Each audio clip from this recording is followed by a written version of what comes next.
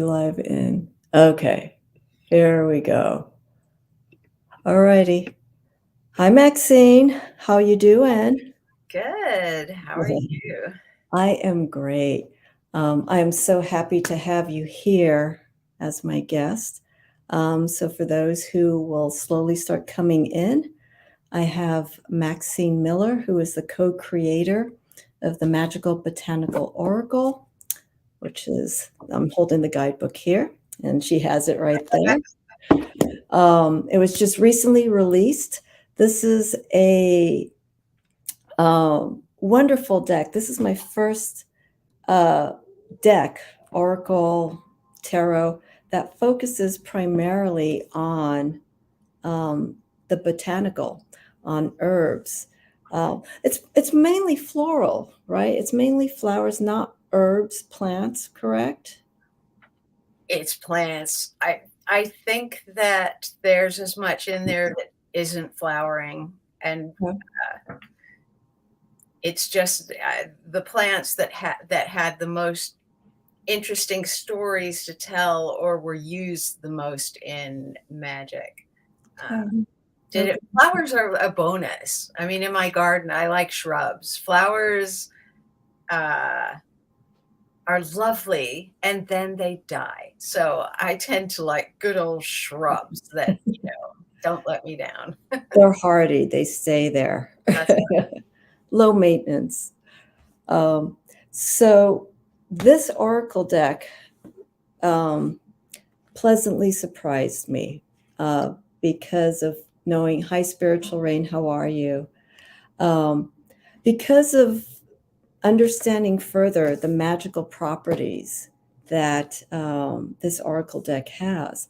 I work with incense, with my practice, and I get resins and herbs, and I create my own little incense.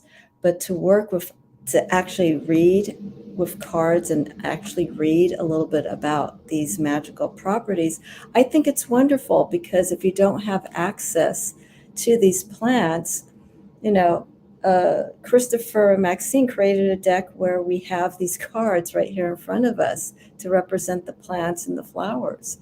So it's a wonderful way to connect to these botanicals if we don't have access to them. Um, I We'll want, reach out yes, for the plant geeks that the incense comes from plants. Like, plants are everywhere and yes, in everything. So yes. you're still doing plant magic if you're using incense. Just understanding, though, right? What their use is for. I'm going to throw a question that just came into my head. How do you feel about weeds? It's a silly question, but how do you No, feel no, about that is a great question. A very famous British plantswoman named Penelope Hobshouse said, "A weed is a plant that is in the wrong place." I oh, mean, there is no distinction between a plant and a weed, really. It's just that we call them weeds because they aren't where we want them, and and they are getting in our way. But that's just something that people made up to say, to distinguish between that I stuck in the ground and want to flourish, and that which wants to be there by itself. but you can still use weeds for magical purposes in regards for creating blocks? Absolutely. Yeah. Absolutely. And some weeds, quote unquote weeds, a lot of them have really great symbolism of things like persistence and things like tenacity. Yeah. And dandelion's a great example because dandelions are so lovely, but they are a pernicious weed to people. Uh, they can be a little naughty in my own garden, but it's hard to be mad at them because they're so beautiful and whimsical. And of course, everybody knows that you get wishes that way. But yeah, that to a lot of people, that's just an obnoxious weed. So It's an ironic weed too, because of its purpose or how it works, right? like you Yeah. said, you could blow on it for wishes, but then again, it has these roots, you know, that just, they're many and they just stick and they grow and they just, they Yes. firmly root. You go to pull them out, and there's one tiny little bit left that you There can't is, catch. yes. There always is. Yeah. It's coming right back. And the habit of those, I think they call them clocks. Uh, the habit of all those little babies flying all over the place is that everywhere they land, you got another one. Yeah. So, that's how they just spread so voraciously. You gotta admire it even if it is not, even if it's messing up your, your petunias or whatever. Yeah. I like the word that you're using earlier when we were talking about ivy, the persistency of some of these plants and how they hold a firm root. And they're there to serve a purpose, believe Yeah, it or not. yeah, Um, and if you can understand the purpose of how this plant works and what it does, and when it dies and regenerates, you can work with that energy magically. yes. And it's just wonderful. If anyone, for those who watch the replay, go, if you have a yard or if you are not, just look around your environment, because like Maxine was saying, is that there is stuff everywhere to work with.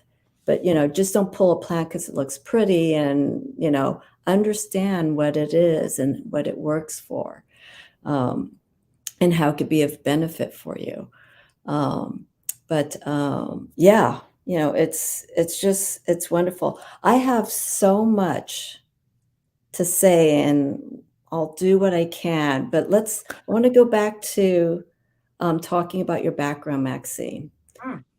So I want to say hello to Irene Gunstone. Thank you for coming in. Irene's in, I believe, Queensland, Australia. So it's morning over there. So thank you for those who are coming in, those who are watching. So Maxine, I know this has been stated so many times from you, but let's just talk a little bit about your background, how you came um, to your craft, but also as you're explaining this, how it influenced you to move into the realm of a metaphysical practice, working with plants, working with a spiritual practice. Well, that's a big question. I will try and not take up an hour with this. I I actually I came to this a little bit later in life. There are a lot of people that are sort of, "Oh, I was born a witch," and I did witchy things when I was a kid, like pick up stones and all that. But my first interest in anything metaphysical came, cliche coming here, courtesy of Jimmy Page when I was a Led Zeppelin fan. And, well, that's dark stuff, but I was a little bit interested and I visited the local occult store, but I didn't really get immersed in it. I was just interested. Okay. And I, as far as plants, I mean, I just I just always loved plants. When I started illustrating, um, I liked the Pre-Raphaelites who used a lot of floral motifs in their stuff, and the fairy tale illustrators of the 19th century. I loved all that. And for my own work, I was doing like generic-y little roses and daisies and things that were very obvious, blades of grass, easy peasy. And then there was just this moment where you just realize that in order to make a better painting, you needed to know what the plants were. Mm. That just these handful of motifs wasn't kind of bringing depth to it. And then that was actually a terrible moment because there's a million plants. How am I ever going to know them all? It Yeah. was extremely daunting. But in fact, the Pre-Raphaelite paintings that I loved so much. It's almost an encyclopedia of botanical illustrations because the detail of the plants in those pictures, one discovers, is all very accurate, and they were all kind of plant geeks themselves. Mhm. So I became interested in the subject, and I was renting a house, and everybody said, "Oh, you don't want to put a garden in there. You don't own it." So I didn't for years. Don't listen to naysayers, people. Um, and I had an English friend who was a little more whimsically inclined, and he was the first person that said, "That would be great. You should definitely do that." And I did, and I was in that house for, for another half a dozen years. So, I mean, I got to see things work, and the landlady didn't care what I did, so I was able to, to just get in there and start. And it was so satisfying, just kind Mm. of unlike anything I'd ever done. So Do you uh, remember what you planted? The first few? the first thing I planted was a plant that we call Dusty Miller, and it's gray foliage and kind of leathery foliage. And I was living in Los Angeles at the time, and that's a thing. The ground was terrible. Nobody had ever tended it, Oh, wow. but that is very hardy there. I can't grow them here. I'm in Portland now, Yeah. and people grow them here, but I have no luck with that plant for Huh. whatever reason. But I had a little bird bath, and I planted a ring of Dusty Millers around it, and it was just wonderful. Just Wow. wonderful. So that kind of just launched me. What does Dusty Miller look like? Um, what does it look like? Like, what do you- It's you sort of cabbagey, but that's not a good description of it. A It's little bit thick like leaves. wormwood. It's thick leaves. Yeah, Okay. yeah. It almost looks like it would be in the cactus family. Okay. And that's good because, especially if you have a large lot of land, because of the large leaves, it fills up the space very nicely. It works very well, I would say. Well, it was just a total experiment. Okay. It was a total experiment, and a lot of it was not successful at first because, as I say, nobody had ever had a garden in that little backyard. So it was very hostile, and zero luck with seeds. Seeds are difficult, but it was just there was just something about it, just saying yes, keep doing this. So after the first few attempts, a few things actually made it. Red geraniums, shout out. Red geraniums are not happy here in the Pacific Northwest as a year-round plant, but they're really hardy. And there was a type of red geranium that you could literally break it in half and stick both halves in the ground, and they would both grow. And that plant was kind of the first big success. And it feels like a spell. Mm. You stick something in the ground and then have it flourish. You do feel like you are the most powerful magician, Yeah, you you're know. taking taking control. Isn't geranium associated, isn't it associated with, like, it's the witch's plant? Geranium? It's Uh, I or have witch's I flower? haven't heard that, but it wouldn't surprise me Yeah, if in some other tradition it is. okay. Some reason that just came into my head. It's just like, where did I read something that geraniums I don't know. are a witch's plant or a witch's flower? Um, so that's where we started. We had the well, you started. You had the botanical. You started building, and you was it at that point that you started to see the power, or I shouldn't use that word, but you started to feel that this was something a little bit more than just planting a garden? Were you That took sensing something? that took a little while. It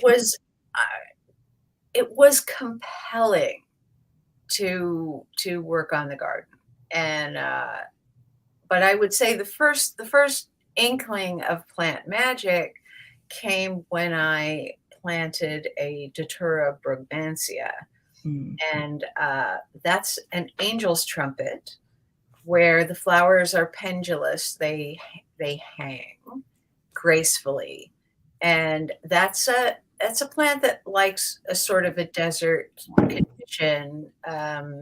They grow wild in Mexico and South America, so um,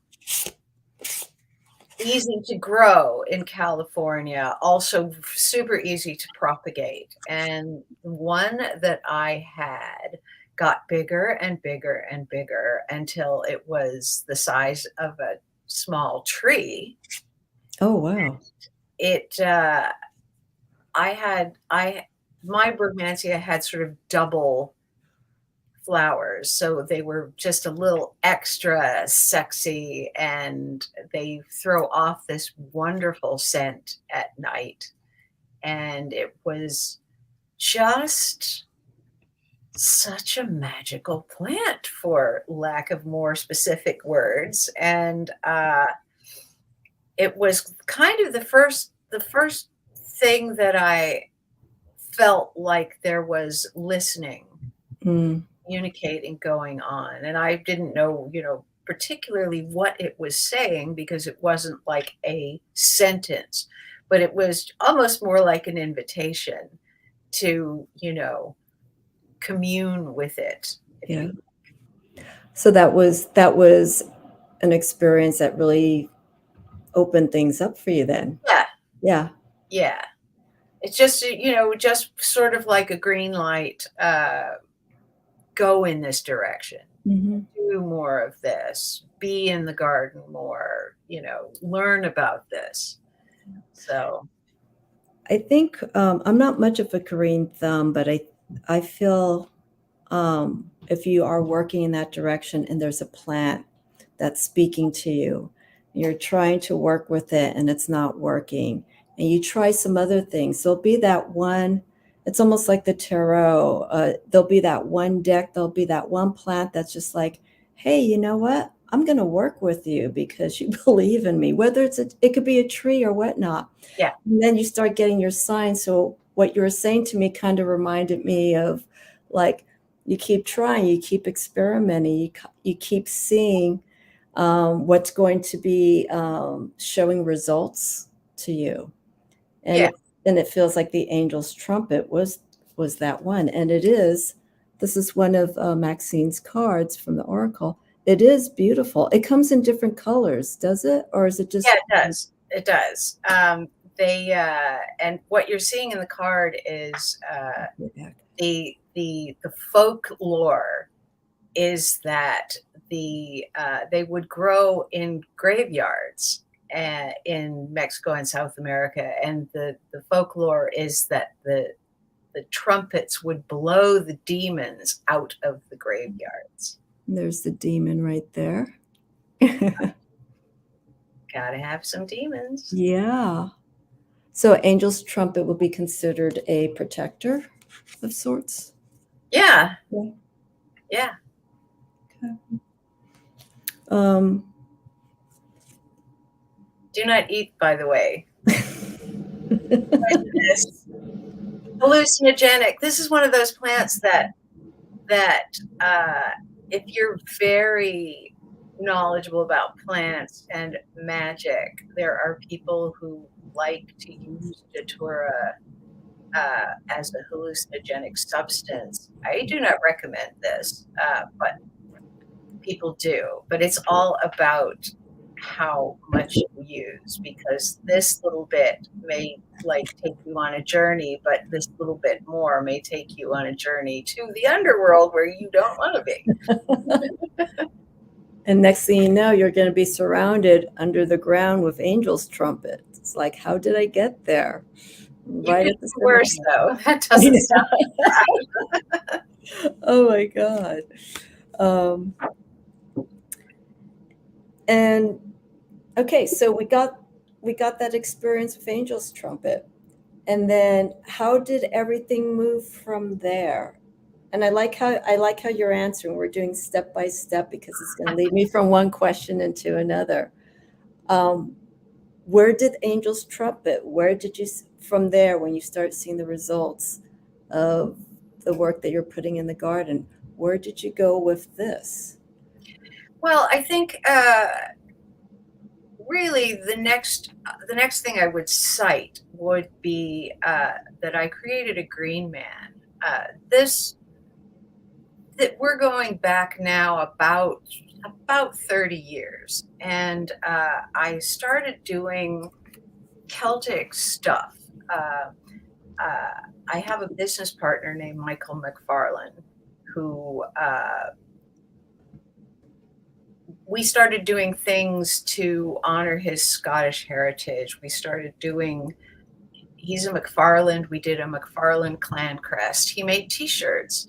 It was just the little kernel that launched us in a business. And when that succeeded, there was a moment where I was like, okay, what can I do with this audience that we now have in front of us that would be just a little bit, the next step, a little bit more artistically uh, stimulating. And he suggested doing a Cernunnos. And I said, who's Cernunnos? Remarkable. And he described the Celtic forest god who has a horned god, and he's this, that, and I was just like, bing. I knew exactly what he looked like and just had an immediate like recognition. So Mm, I did that, and I did my first Green Man. I just began to look into Celtic lore. I was going to say mythology, but for some of us, we actually believe this.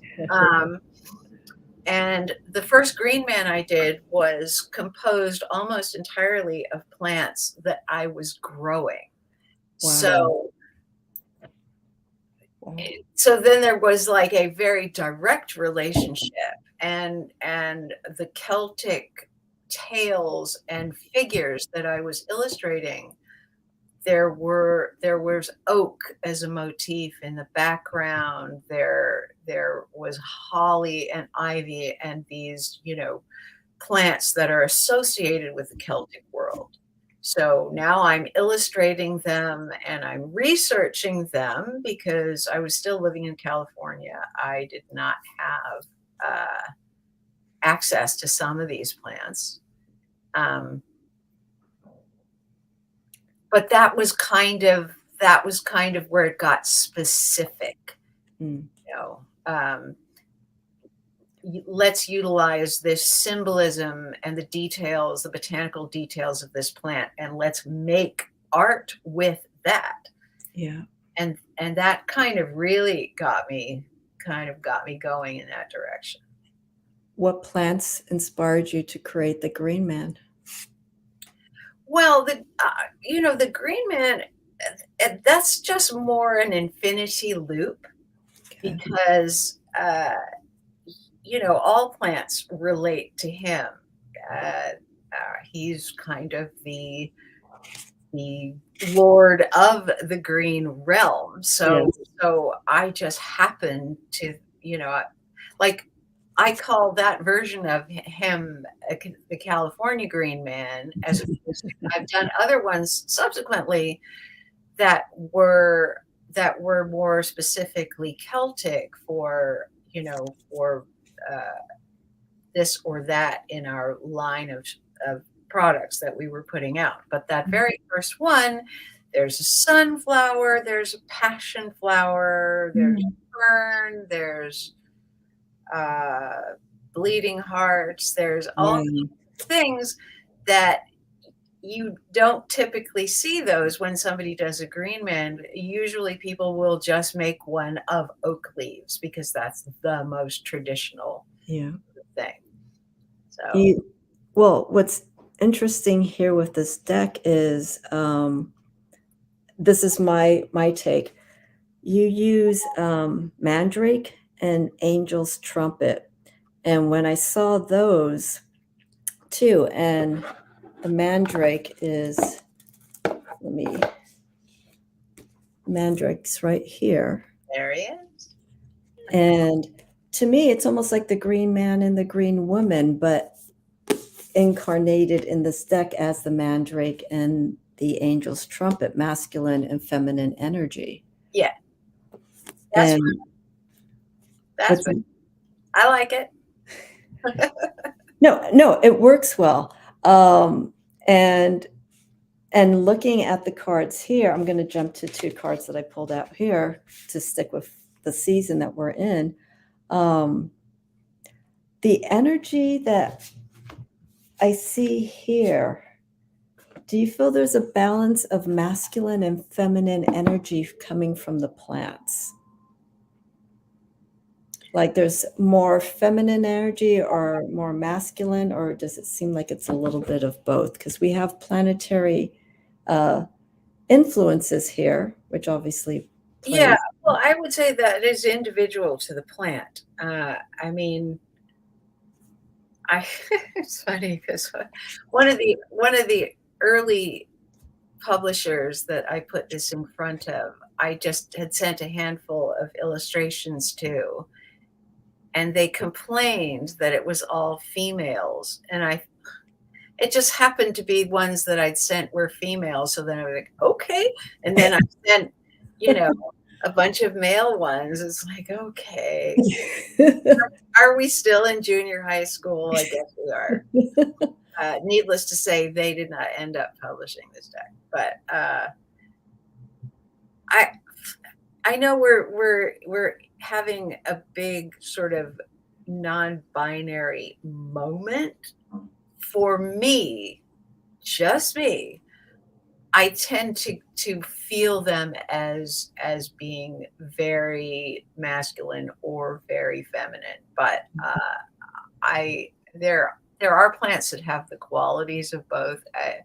You know, we're just used to describing things with polarity, so maybe that will change over time, too, but I ask that because I work energetically when I do my readings in the cards, and so I mean looking at this like yarrow,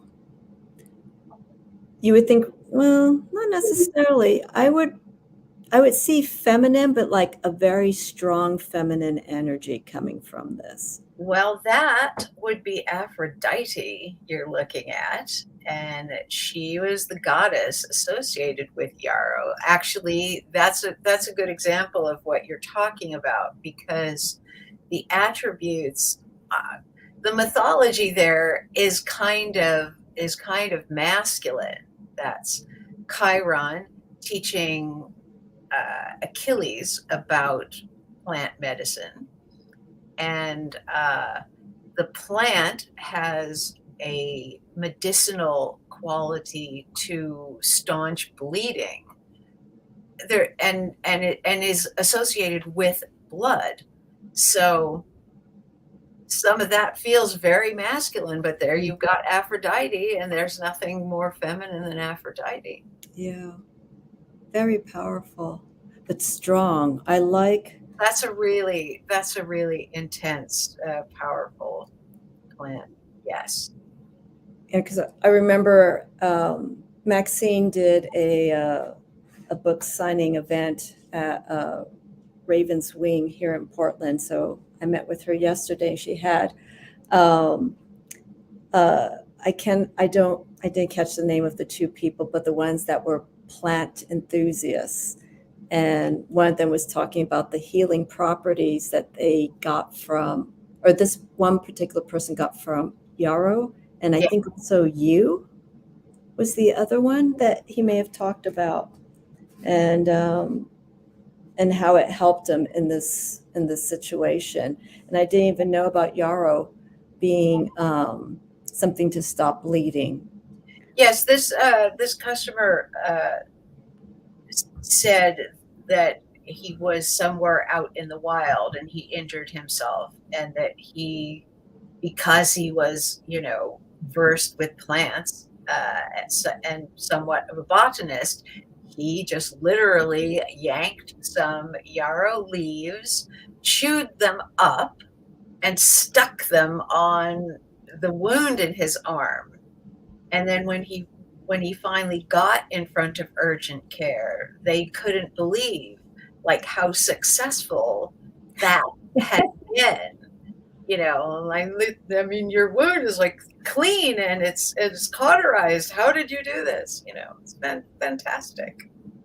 Wow. Fantastic. And I had, when I was researching it, I had run across this remarkable information that they were using it to treat wounds in the battlefield as recently as World War I, which I just thought was amazing. I'm certain if we look into our health food stores and look at the labels very, very carefully, we'll probably see some of these properties.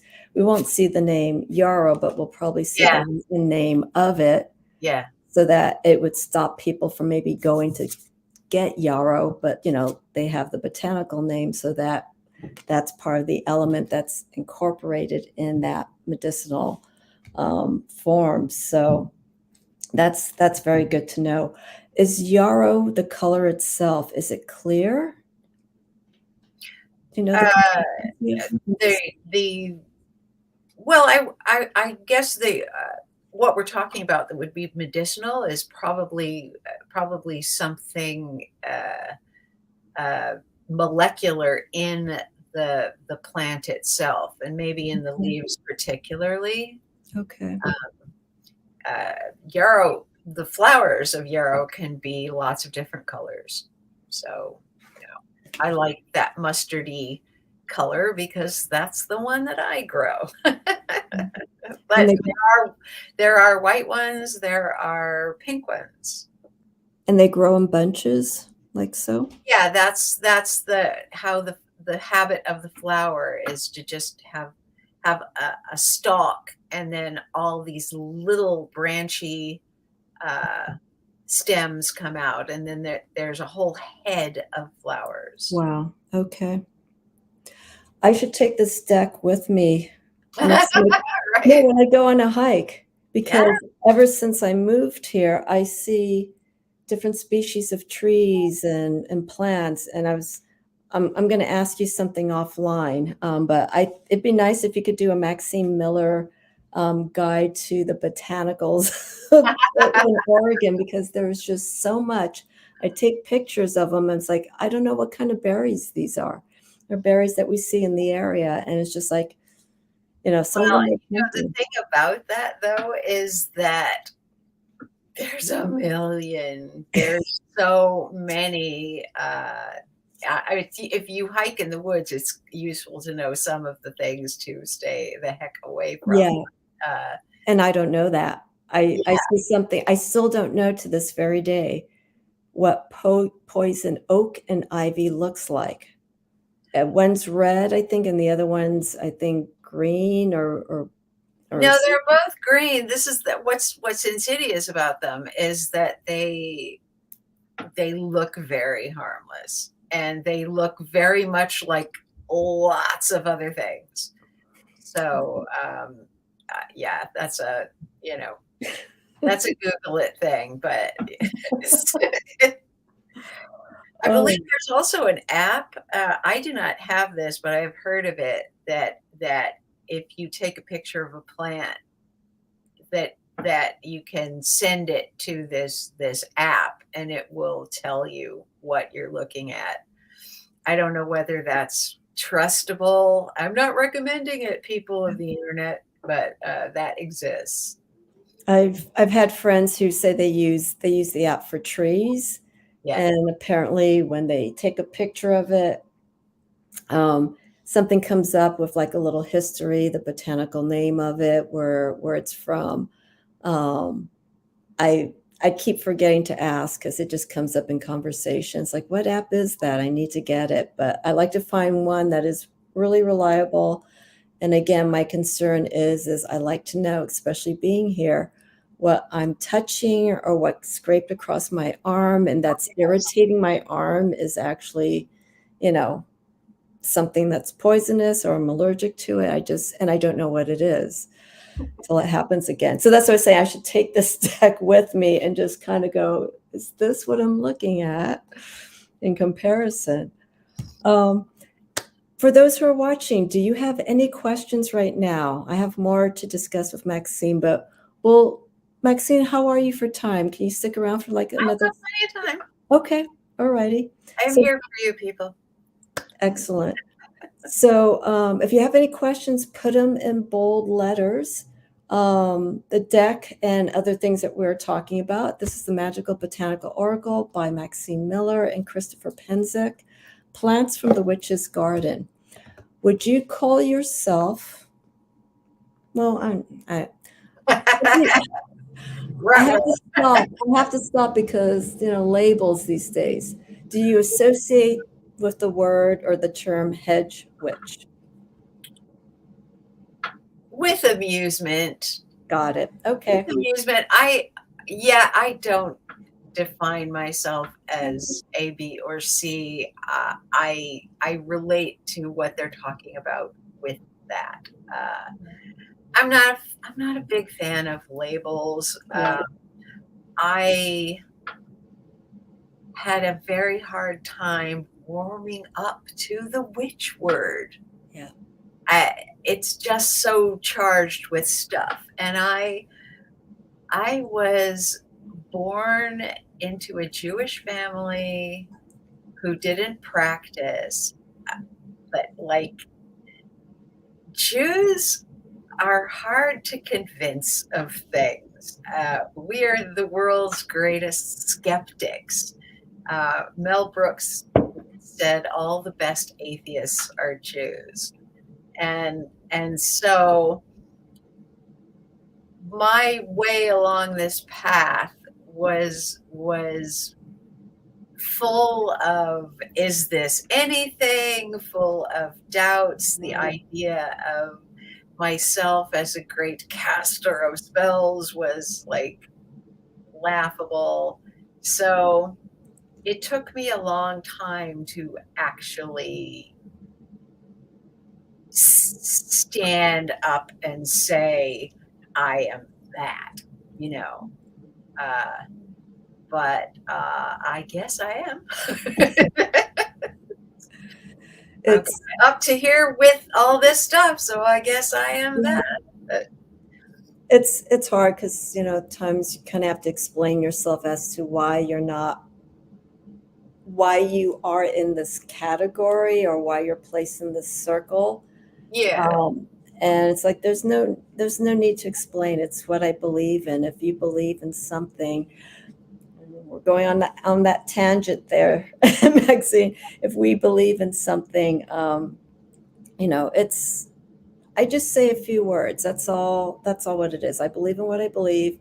And if you like it, great. If not, then that's your choice and we move on. Well, we were talking a little bit offline about Christopher, and Christopher is a big tent kind of witch, and the Temple of Witchcraft. They have their tradition, which is like anything else. They teach a certain way of doing things, but personally, he loves it all, takes from all different, oh, the Hindus think this is interesting, don't you think? And he was raised with a little bit of Catholicism, and this little thing over here, this actually resonates, So, I definitely that resonates with me. Just, things that work for me, Yeah. and that if you think something slightly different, you're cool. I think this bunch of things over here, I'm cool. Mhm. And, you know, I like that sort of larger view of things. Mhm. And I think that's the best way to have a belief system, or have a belief. Let me drop the word system. Have a belief. Belief should be you're open. You're open to seeing things, and this is how you view things. This is your perspective of Yeah, things. and that it's not threatening to learn about something Mm, else. Like, you mm, actually can read a book that you disagree with. You know, there might be some little germ of something that makes sense to you, and everything else in the book is like a big flashing red no, but mhm. it's actually of value to know what other people are doing. I agree. I Yeah. agree. Um, And I can be that person where if I pick up a book thinking it was gonna be everything that I needed and it ended up not, but I just got a small portion of it, it's like, that's fine. Yeah, It's still have still value.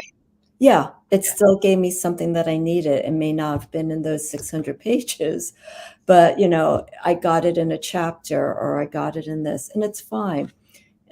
It's even with tarot decks, people have their specific cards that they like. Um oracle decks, and it's when you're working with a tool like this, especially with an oracle deck like this, you're going to have these images and energies that are going to move you, some that are not going to work with you. And I feel it's very important when you work with any kind of divination to understand, why am I not feeling moved to this? It may be at that moment. We have our days where it's just like, I don't really want to work with this deck. Let me work with another deck. Yeah. We're human. We have our days. And so there'll be days where, if when I work with this deck more, I feel like I need something to get me in a more focused mood, a little bit more outgoing. So I will pull the sunflower, something that's light, so there's no set rule. You work with what feels very strongly to you. I got to Well, show this. I'm sorry, go on. I was gonna say that one of the things that was important to me in the process of doing this was to be accurate, as much as I can with the illustrations of these plants, because if you're interested in plants and you work with them, and then you look at a card and it's like, oh, it doesn't look like that, it pulls you out of it, pulls you Mhm, out of the magical space. mhm. So I really want to, like, honor the details of each thing. That's why there's a common name and a Latin name. That's why we put the correspondences with plants, excuse me, with planets and astrology and those kinds of things on there. We're just trying to, you know, go as deeply into it as we can. Yeah. This is one of the more detailed. All of them are. I mean, Maxine, I get blown away with just I mean, look at all this. I know you know this, but when I see artwork Well, that is this just was fun that it, the dragon there that is representing the dragon tree. The dragon tree in mythology had 100 dragon heads. Now you only see about 30 because you're only looking at one side of it. But yes, there had to oh, be all right those here, dragon heads. right here. Yes, Oh my god. I just in there. oh my god. The This dragon is the dragons stole Hera's golden apples of knowledge, There and we go. it was a 100-headed dragon, and she got Hercules to slay the dragon to get her apples back for her, and the dragon turned into a dragon tree, and uh, they are only to be found a few places on Earth. They really look like that. They're very weird. And Like this. this is the source of dragon's blood incense. Most of what you see in the marketplace as dragon's blood incense isn't the real stuff because these trees are so rare. But Yeah. what happens is when you pierce the bark, the sap is clear but turns red when it is exposed to air so that it looks like blood. And that's where that came from. Ah. Now Fun remember. fact. These things are full of fun facts. There's a lot here. I mean, and we'll steer away from controversy, but then we have poppy, you know? Well, you want to steer away from controversy? That's not your plant. But it has, this is one of the cards that I pulled last night to do a quick reading with the deck. And in spite of its association, it holds some beautiful energy in regards for the dream realm, and for resting, and for searching for answers in your dreams. That's one of the things that Christopher mentioned when it came to poppy. And here, it's kind of hard to see. This is the individual asleep, and this is the dream state here of the spirit of poppy, guiding this individual during the dream state. And then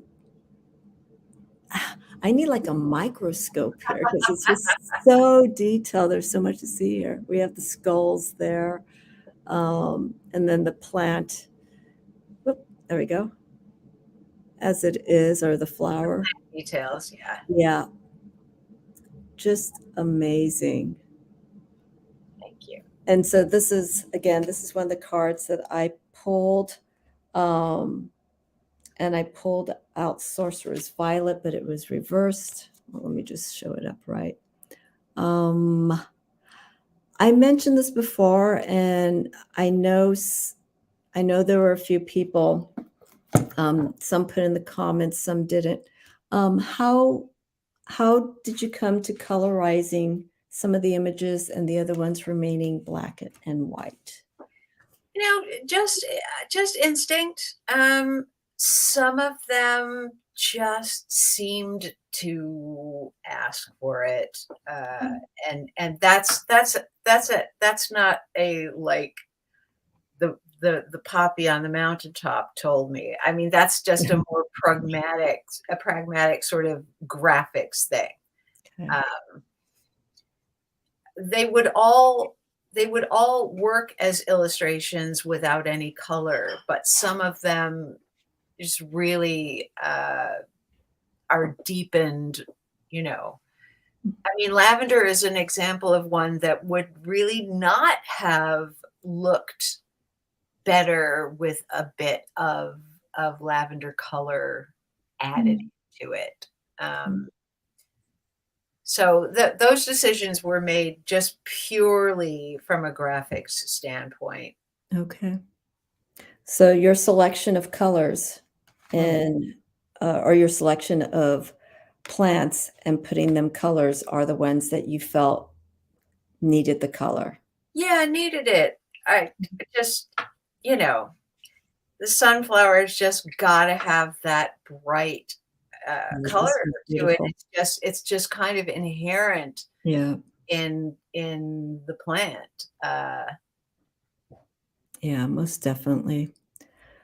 The one card, though, out of all of these cards, and I'm not being biased because You're biased. No, I'm actually not um, because it's where I'm moving my practice towards is Ah, the yeah. rose. It's the rose because the mystic rose and reading Christopher's interpretation of the rose holds everything of what I believe mystic rose is. Mhm, We have the white rose that shows up on the flag of the death card in the Rider-Waite Smith, mhm, and that holds symbology there. And the beauty of the rose is outside of beauty is its power, its healing, its spiritual essence. And I first saw this at Newt's, and you had a print of this, and I was just like, oh my god, this is unbelievable. I'll get to purchasing prints soon, but let me just look at this. And then, of course, Maxine makes a deck, and I didn't know this card was in here. I'm just like, "Wow." So this is just a powerful card. Would you say, with the exception of Angel's Trumpet and the Mandrake, that this card could encompassate all the energy that we have here in this deck into one? Like the meaning, the energy, um, or is it just me? I know it's probably me, well, but I yeah, I it's just you. No, okay. I mean, that's dismissive. That is the one that resonates Beautiful. with you the most strongly, but there are people that would have that feeling with any one of the other ones.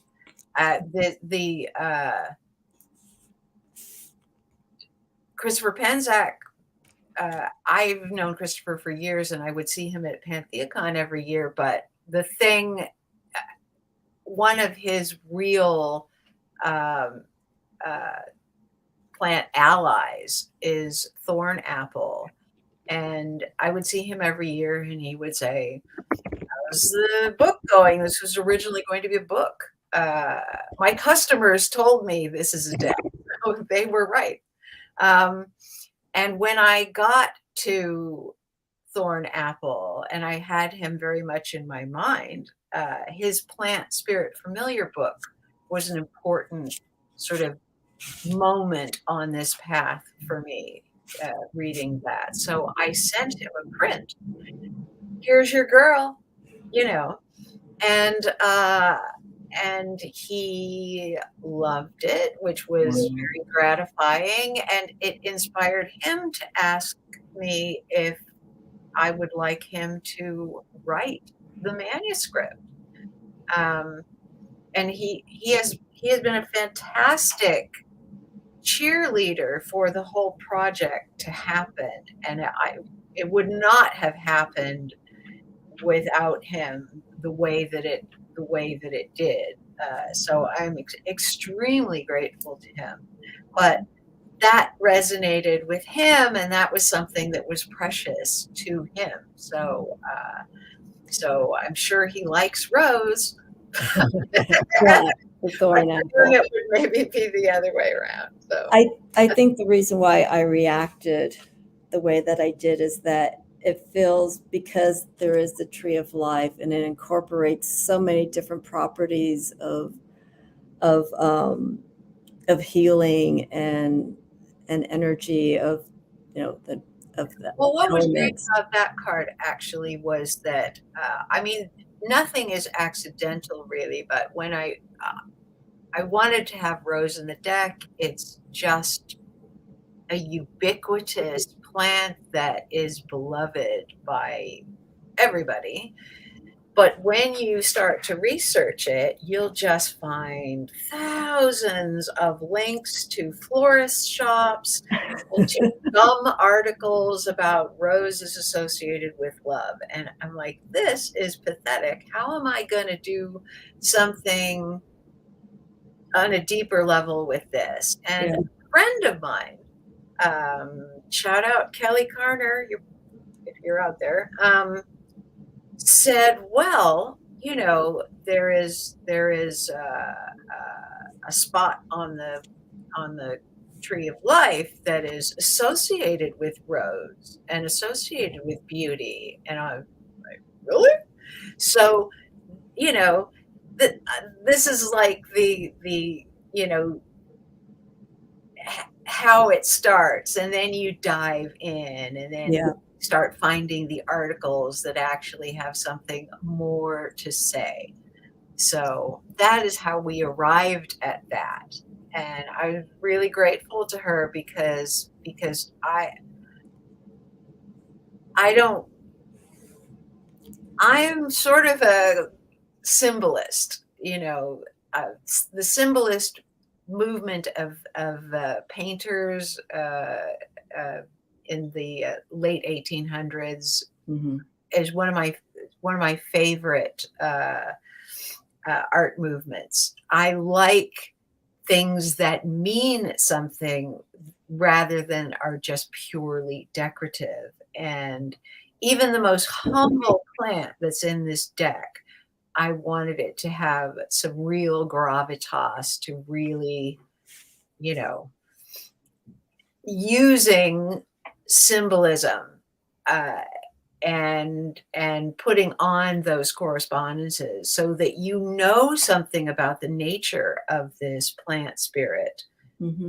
just by looking at it. Yes, we have the book. Please read the book. Christopher has written these wonderful words, but my job is for you to just have this thing in front of you that draws you in and shows you something of the nature of plant spirit just by looking at it. Yeah.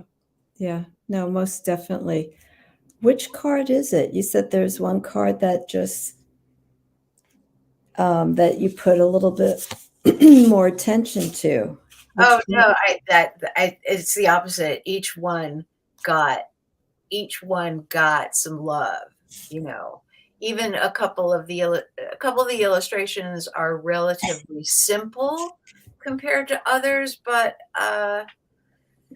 This one? that's a good one. Um, that is a chimaruta, which is an Italian witchcraft protection charm, Mm. and I did a sterling silver pendant of that uh, with scholarship provided by Raven and Stephanie Grimassi, Okay. um, the late Raven Grimassi, who is kind of the ultimate authority. He wrote a book about chimarutas, FYI. That is not simple. Bleeding Heart, which just has this beautiful, graceful growing habit. So the illustration is probably the simplest one in the deck, but this, still has her correspondences. It is a deeply witchy plant, which Yeah. I don't think I even really knew when I was. That might be one of the oldest illustrations in there that was done some years ago, Okay. and it just didn't need more. Some of them are fun and some of them are really packed with details, but she just didn't need more than that. Wow. But no, I love them all. I was gonna. Choose your favorite child. I mean, they all have their purpose, and I'm happy that you kept it to just the. I think there's 32. Is it 32, There's 33? 33, including the witch's garden at the Yeah. end. Yeah. Are there any botanicals that you felt that you would have liked to have added to this? Oh, sure. You could. I mean, Part I don't two? work that fast, so I am not expecting Son of Magical Botanical Oracle or Volume 2. Okay. I don't know if that's ever gonna happen because Okay. I am old now, but, Mugwort, some people Okay. are disappointed that's not in there. Blackthorn, Mistletoe, we were talking Yeah. about, would be a fantastic one, sacred to the Druids. There are, in fact, the OM system is based on trees that are sacred to the Druids, and there are 13 of those trees. So, in a parallel existence, I would have done all 13 of those, but yeah, it just didn't happen. But I mean, I But have this is, a list of ones that could have just as easily been in here. There's like 30 or 40 others that were considered. okay. Yeah. Okay. Maybe a tarot deck. If I know, right? There's like so many botanical tarot decks that are I out had there. started when I was 20, I'd be finished around now, but Oh my God. I never did a tarot deck because the Rider-Waite deck was imprinted on me about the age of 15 so powerfully that every other tarot deck I ever said, there's a million tarot decks and they're so beautiful, Yeah. but to me they're just decorative asides, Yeah. and I just could never, I could never picture doing something that was different enough that would have validity like that deck. Your artwork though, Maxine, it stands out so much. I mean, if you were to print out a tarot deck, I would go, that's Maxine's work. And I feel it would stand out. Well, Um, I am so sorry to okay, disappoint that's you okay. because No, no, I don't think just a that's little ever gonna push, happen. just a That's a little lot push. of cards. It is, and people, some of these creators are whipping them out every year or two, but I think Well, they, I mean, there are people that are able to do things more quickly using using the computer. yeah, I And understand. I am old school. I am a dinosaur. Pencils, technical pens. Mm. It's all faux reals. I, So, I think that's that makes your work just, this is my opinion. I think this is what makes your work just stand out because I've known Maxine's work for over 25, 30 years. Um, and so she has a unique style. And the one thing that I always remember with Maxine's face, I'm doing this because you're going to see why, is I almost want to say it's a muse face, it's a muse inspiration. uh-huh. This face, not exactly the same, but the features are there. And when you look at some of her, I'm going to show cannabis, everyone. Okay. There is just there is just a signature that you have with with your artwork, especially. It's a lucky thing. It's not something you can plan, but I did not go to art school. Um, if you want to go to art school, kids, go to art school and you learn techniques, and it is valuable. For Yeah, me, I just had to do everything the hard way. I needed I left home at 17 and I needed to start making a living. And so there was no question of more school. yeah, And I just got out there and just started doing stuff. And because it was just me doing my own thing, it kept maybe something a little more individual. And a comparison is the death of art. So I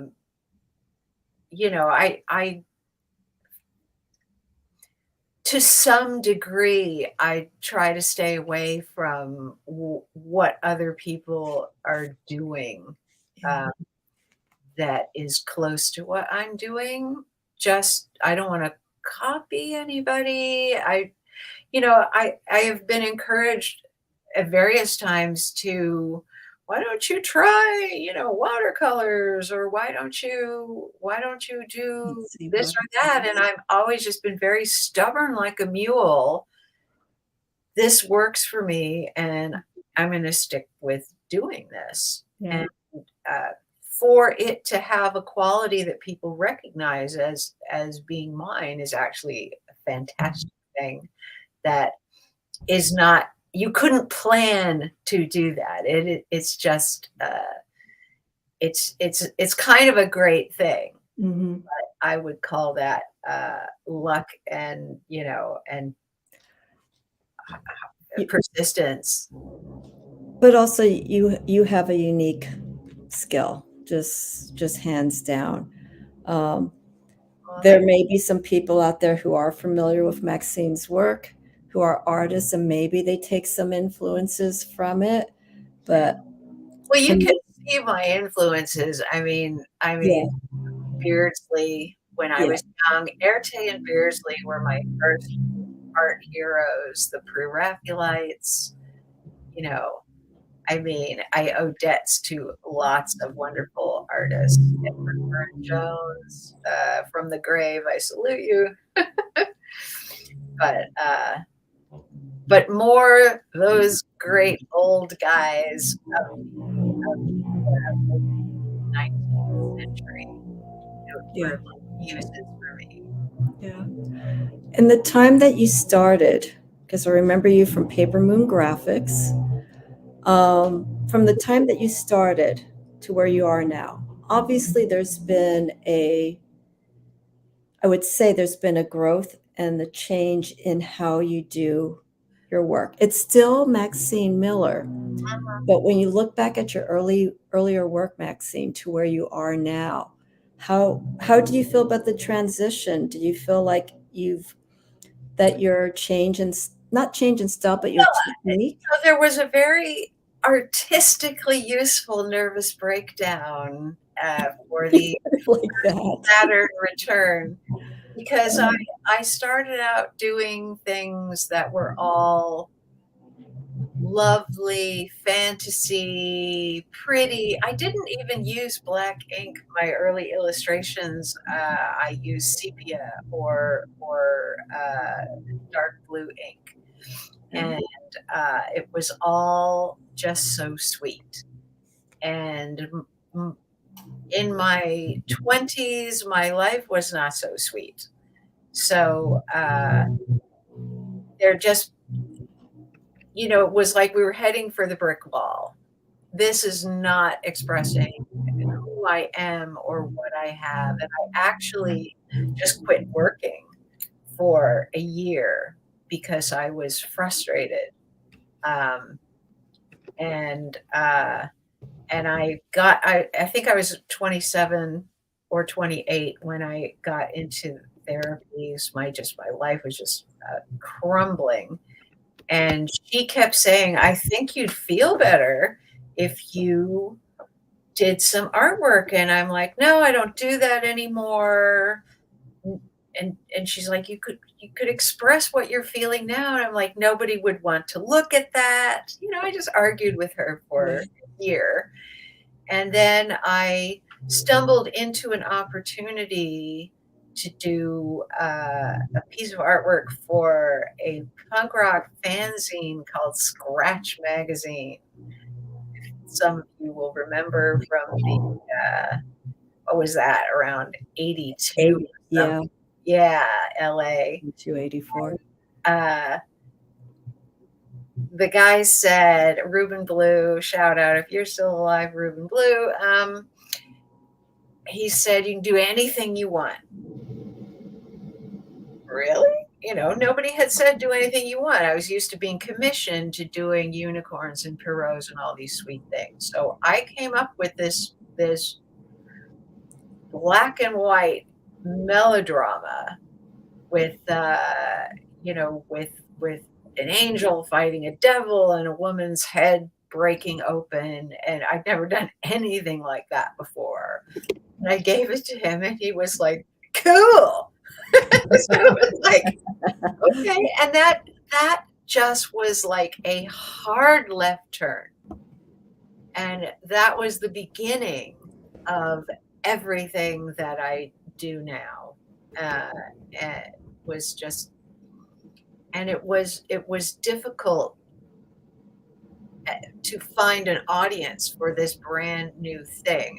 And, I connected with the punk rock kids of my era there, and then uh, in the very late '80s, started getting work from the hair band scene because the music business was just exploding in LA.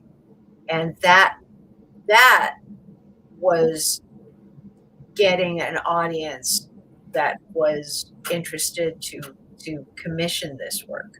So there began to be money again, and that is what got me back into doing it as a profession. So Your saving grace? well,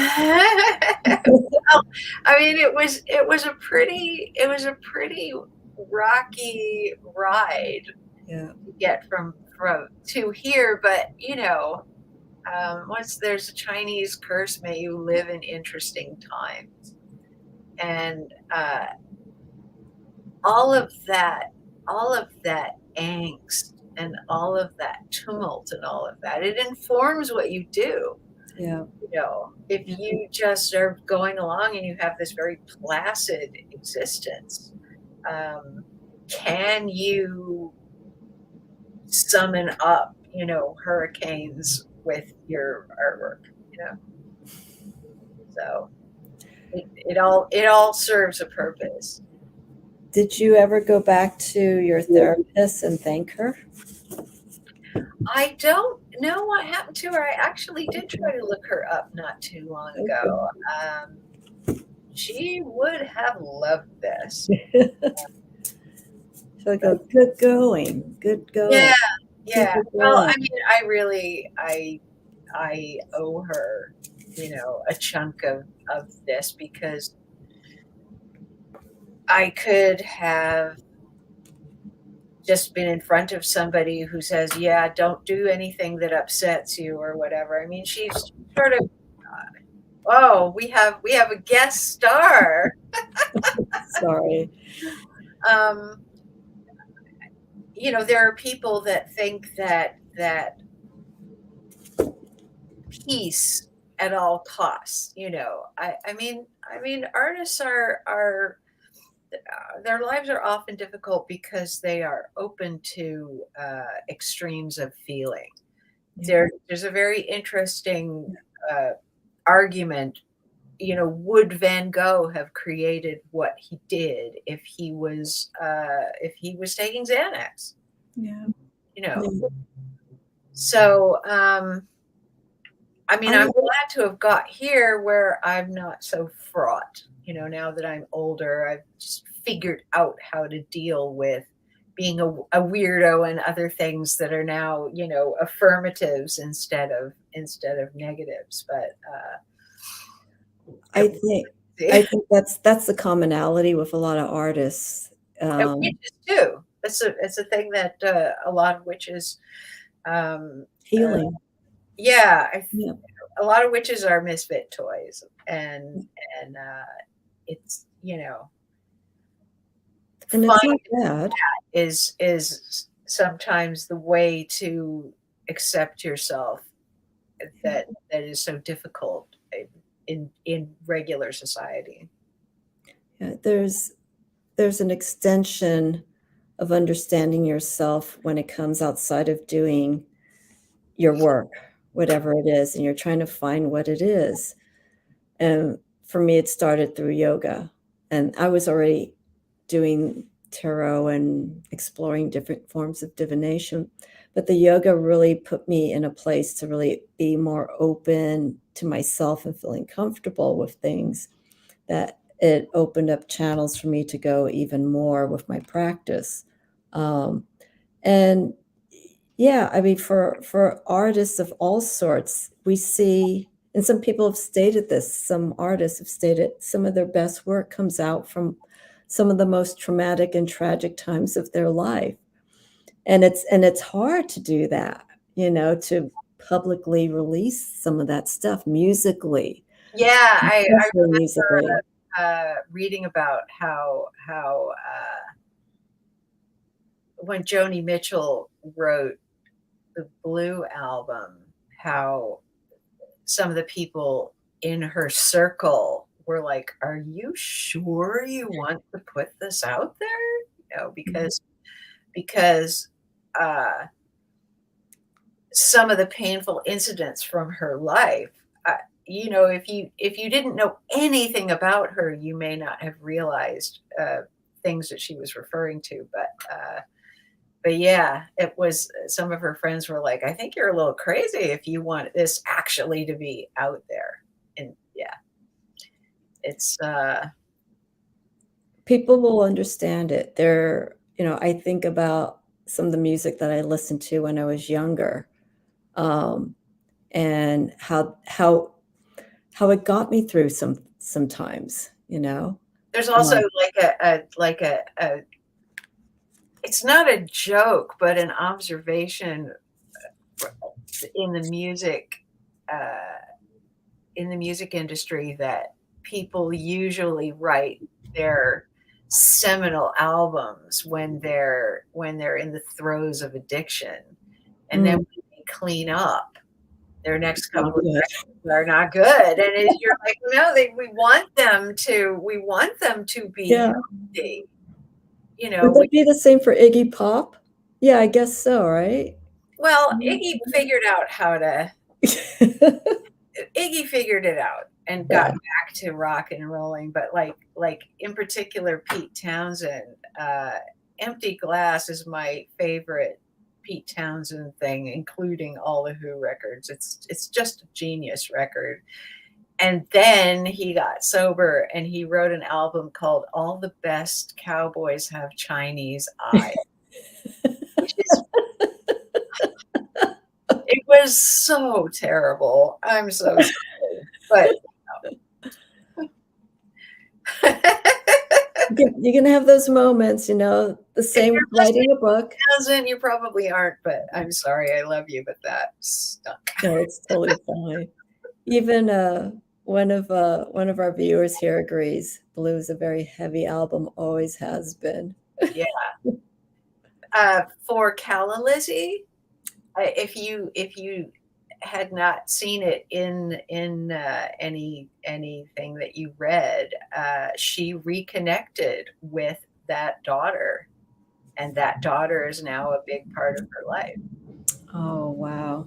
Yeah, after, you know, a lifetime. I think she reconnected with her just a couple of years ago.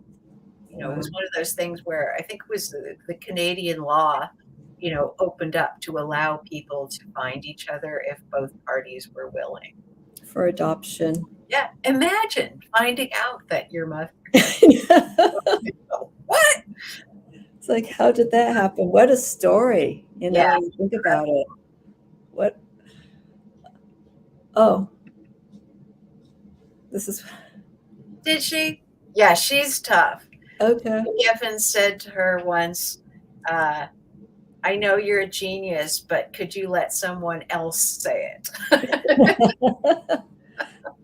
Well, obviously, there was a reason why the daughter was to be in a better place. I'm an adoptee, so I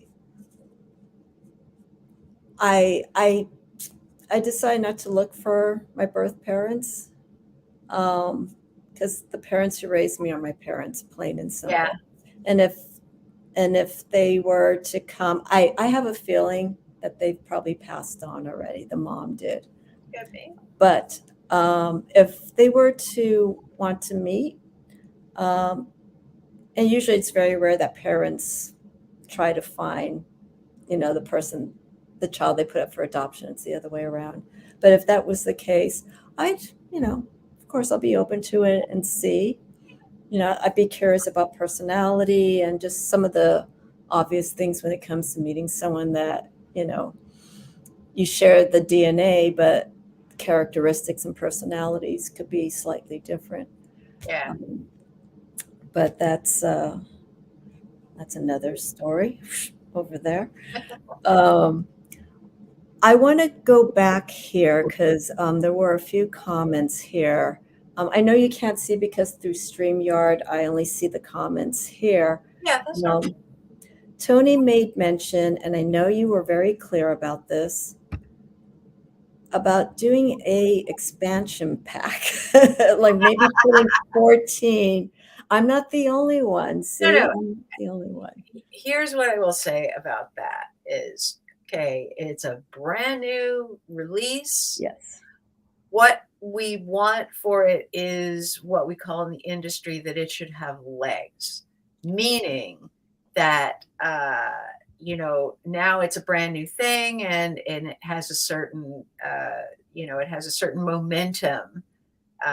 Christopher he's written over 30 witchcraft books. He's never done a deck before. How is that even a thing? And so there is a lot of enthusiasm for this right this minute. What we hope is that next year it's still selling. The year after that, it's still selling. There's still interest. There's nothing in this that should date. So we hope it will be around for a while. Maybe, at a certain increment, 5 years down the line or 10 years down the line or something like that could happen. Mhm. I wouldn't say no, Yeah. but it's for the publishing company, that is the same expense as doing a new deck. So there would have to be that amount of interest, because publishers are all about making money. If they think they'll make money with it, they're all over it. Oh, yeah. They'll push it even more. So we'll just see. I mean, like I say, there's so many plants to do. There are plants that would have been fun to do. There are plants that have really cool nicknames. There's a contorta willow that the nickname of it is called Harry Lauder's walking stick. It's a British common name for this plant because there was a vaudeville comedian named Harry Lauder who had a curly walking stick. So what a fun illustration that would be. It's a really cool plant. Thinking maybe a themed deck with certain botanicals. Yeah, I mean, I wanted to do coffee plant and tea plants because who doesn't love those? And there's all kinds of great imagery and mythology to do with both of those plants that we love so much. So never say never. And I have other things on my plate right now, but there are a lot of the cards in this deck that I sell as prints, 11 by 17 prints on parchment cardstock. And I can do something and just put it out there as a print without it having been in the deck. So at some point, if I have the time to do coffee and tea and Harry Lauder's walking stick, I can put them out as prints. Okay. I did post in the comments your website, so thank you very much. Yes. Yeah, it's also in the description. But for people who are watching, please visit MaxineMillerStudios.com. You could see the expansion of work that she has. Do you have any older prints? Any of your older work that's still available? Well, it depends on what you mean by older. I have some color prints that were from, I guess, about 25 years ago. Mostly Celtic themes. Those are on my website too. Okay. Previous to that, probably not. They're just things here and there.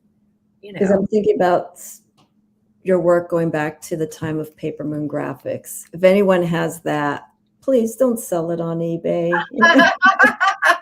Please don't do that. I know.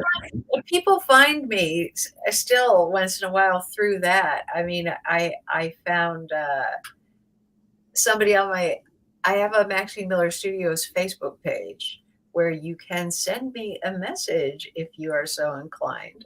And I found a Paper Moon card collector on there. She recognized the name, and she knew me from those cards, and she'd never seen any of this other stuff. But she wrote to me and said, "Are you the same person?" Yes. And then I found a guy who approached me. He was a collector of album art, and he recognized my name from the album that I did for LA Guns. So he found me on my Facebook page and said, want to talk about selling some original art or whatever. It's like very fun. Offline, did you mention that you did or will be doing work again with LA Guns, that you did something recent? No, I have nothing to do with them anymore. That was a long time ago. Okay. They still exist. They still play. Yes. But it's nothing to do with me anymore. Okay. Yeah. Okay. I'm putting ideas in my head. It's just like, wait, aren't you doing the new album cover? No, I did a couple things post their heyday, but I have not kept in touch with them. Okay. Yeah. Fair enough. Got a question for you by Irene Gunstone. Could you please touch upon the journal? The journal. There is such a thing as the Magickal Botanical Journal. We don't have them yet. I think last I heard they were scheduled to hit stateside the 18th of December. Oh, so they weren't released at the same time? No, they were not released at the same time. And I believe the journal was printed in Italy, where this deck is actually published by Lo Scarabeo and distributed by Llewellyn Worldwide. But they were able to print the journals in Italy, and it's an illustrated journal. So it has all of the art from the deck in it. It has some lined pages. It has some blank pages. It's an interesting idea to me. I had never heard of such a thing. But my editor at Lo Scarabeo, who is a wonderful guy named Riccardo Minetti, said, "No, this is a thing that's in the marketplace, and I'm very excited about this." And I was like, "Okay, I have not seen something like that." But he was so excited about it, and I said, "Okay, well, let's set it up, and and I'll look at it." And it's really cool. I think it would work great, because that's where you could start putting and logging in all your spells, seeing how exactly, or sketches. I mean, that's what he had in mind.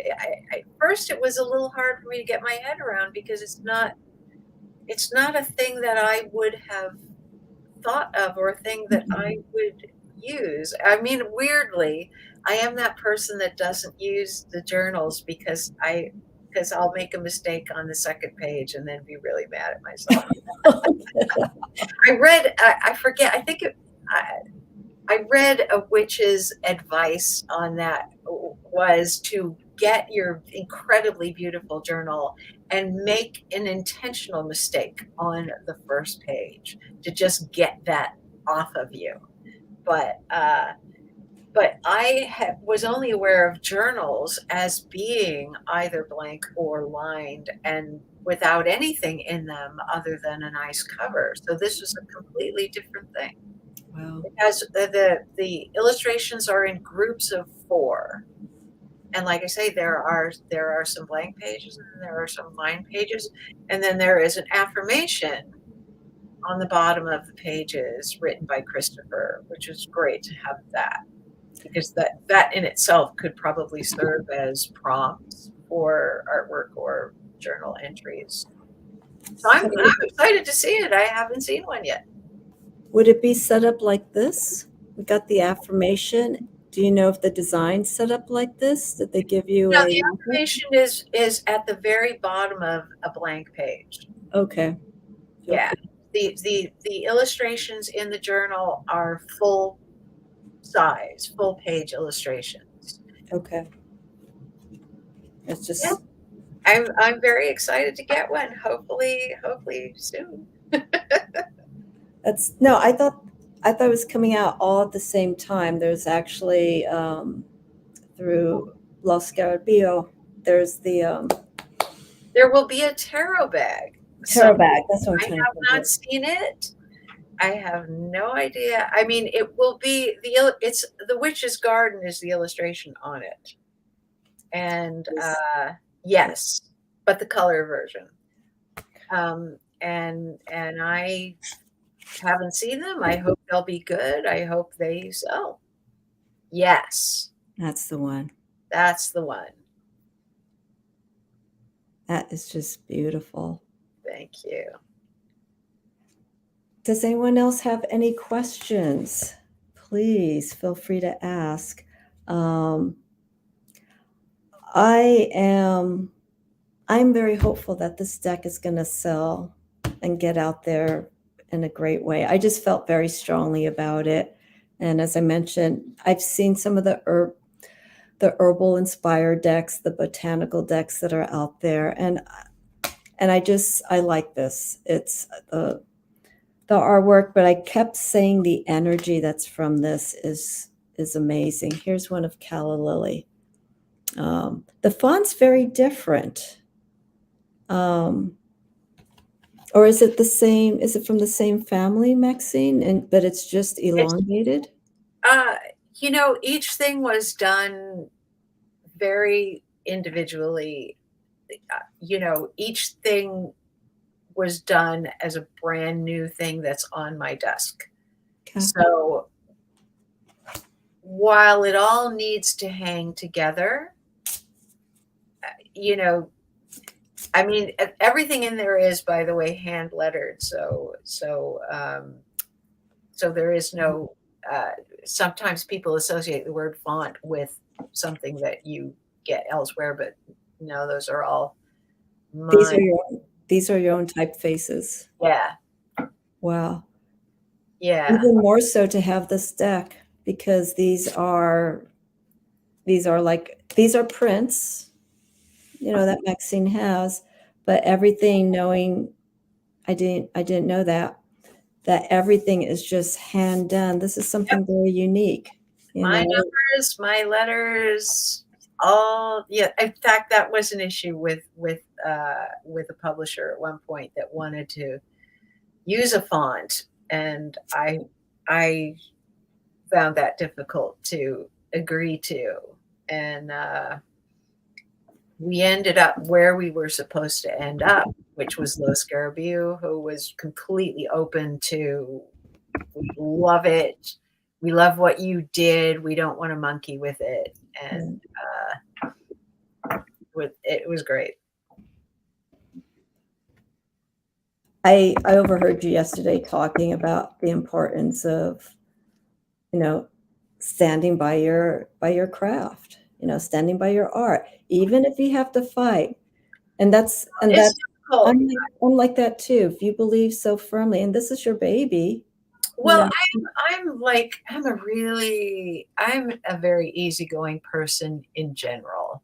I'm a go with the flow, and that's cool and all of that. The only thing that I will throw down over like a mama bear is my artwork.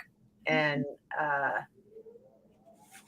mean, I almost have to laugh at myself sometimes because I will get into a thing with somebody, and then later I'll think, oh, unclench your fist, but it's like I care so much. Yeah. These are like my little babies. Stevie Nicks always talks about how she didn't have children because her songs are her babies, and I also forgot to have children, and this is what I got, and I feel like it really is worth it to do, but it's when you're doing an oracle deck or something like that, you can work you can either do a deal where you do a couple of pieces as like samples and then work with a publisher throughout, Hmm. or if you do that, then you get a little bit of money to help you along and a deadline. And a deadline, I didn't really, well, so you can do it that way, or you can just go do a thing and then look around for a publisher, and then you have issues of, well, the publisher likes it, but they don't like this or Yeah. that. And Yeah. but for me, that's the only way to do it, because I don't want to screw something up because I have a deadline hanging over me. You know, I this stuff takes time. There are 5,000 stars and 4,700 leaves. How many needles are on that illustration? So it takes time, and it's my name on it. So I really am passionate about wanting to protect the integrity of it. Yeah. So There's, I know you know of Kickstarter, but Kickstarter is a different beast because you're basically your publisher, your art director, your shipper, you're doing everything. And yeah, it's a thing of, well, that is the way that a lot of artists are doing this now, is to crowdfund them so that they do the deck that they want. And if their initial offering of something does a certain amount of business, they then turn to uh, the regular group of publishers. Are you interested in this? You don't have to pay a big advance for it, and that works for some people, and I I considered doing that for this.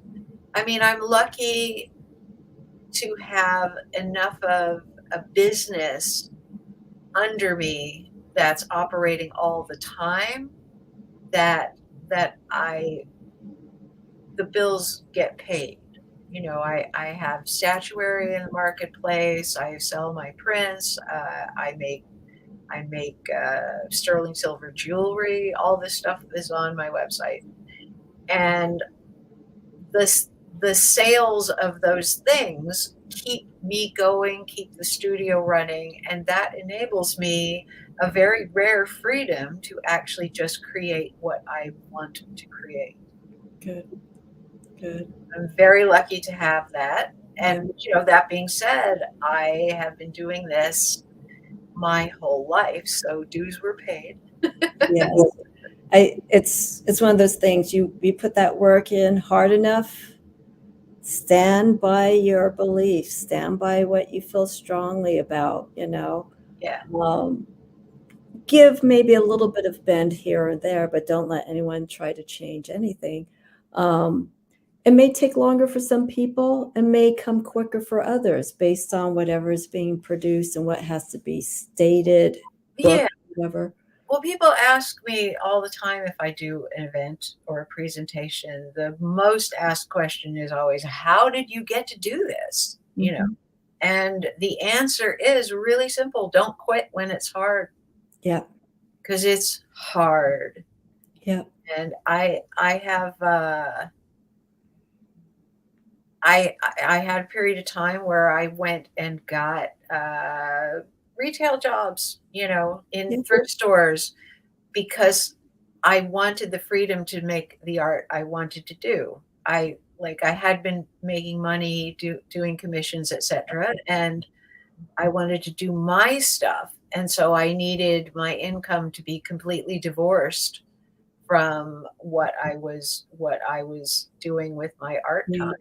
Yeah. And then I did that for a couple of years until, um, for me, until the rock and roll thing came knocking at my door, and then there were actual clients with and record companies with decent uh, amounts of money to where I could quit the retail.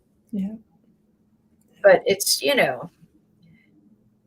if you want to do something artistic, Yeah. you just really have to warm up to a certain amount of chaos. You know, it's just the opposite of steady. Mm-hmm. And there are people who are really talented. I mean, I was reading. I bought one time a book on the habits of authors, and I was very disappointed that most of them get up very early and work very hard. Not what I was looking for.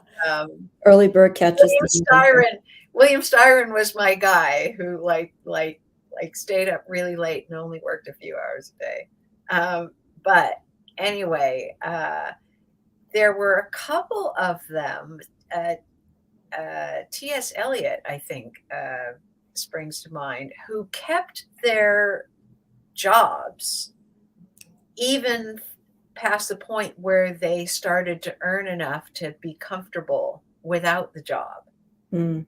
There were some of them that the discipline of going into an office just weirdly, they would work their 8-hour day or whatever, come home and do a shift of writing. Yeah. And there were just Yeah. people that responded to that regardless of the money, which I just thought was really interesting. That's what I do. I have a side day gig Mhm. to pay the bills, Yeah, and then some.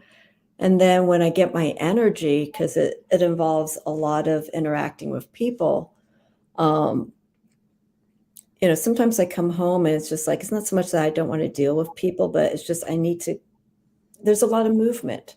yeah, I want to come down and just like, and sometimes it's hard to pick up the book, to pick up the deck, to do your daily readings and stuff like that.